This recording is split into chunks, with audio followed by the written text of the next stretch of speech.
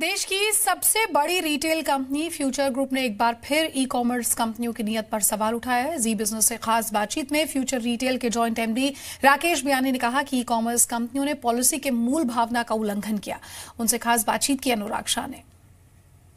जो सरकार भी कह रही कि हम नई ई कॉमर्स पॉलिसी लेके आएंगे, जबकि एक 2016 के अंदर ही नोटिफिकेशन हो गया था, उसके बाद भी चीजें इतनी बदली नहीं, तो क्या नई पॉलिसी जो सरकार लेके आना चाहती है उससे कुछ चीजें बेहतर होगी, या फिर ये लेवल प्लेइंग फील्ड आपको लगता है अभी थोड़ा वक्त लगेगा आने में? देखिए, आई थिंक जो 2016 में जो नोटिफिकेशन आए थे, they were to a very large extent addressing the level playing field, and agar the spirit of that policy is implemented, then the level playing field exists, right?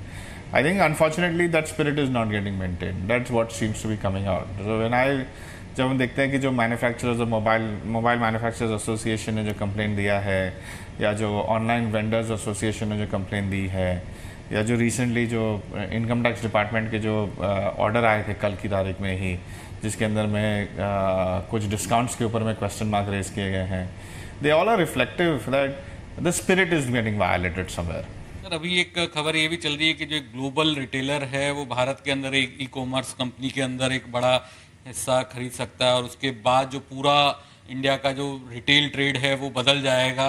तो क्या ऐसी जो चीज़ें हैं कहीं ना कहीं आप जैसे जो बड़े रिटेलर हैं उनको भी मजबूर करती है अपनी स्ट्रेटजी पे रिवर्क करने के लिए? देखिए, India is full of opportunity. Consumption demand is going to be very strong over the next decade, and clearly there are going to be people who are going to be interested to get a share, and companies which have built good businesses overseas want to have a share of this of the market. At the same point in time, our company is also very focused. We are a very India-centric company. Our objective is to build a very strong business. We are working very hard to ensure that we start understanding more and more parts of the country and provide the best value and best services across India. It's a large and complex country, multiple languages, different regions, different festivals, etc. So I would say that everybody is frankly welcome, and that's how the India should be.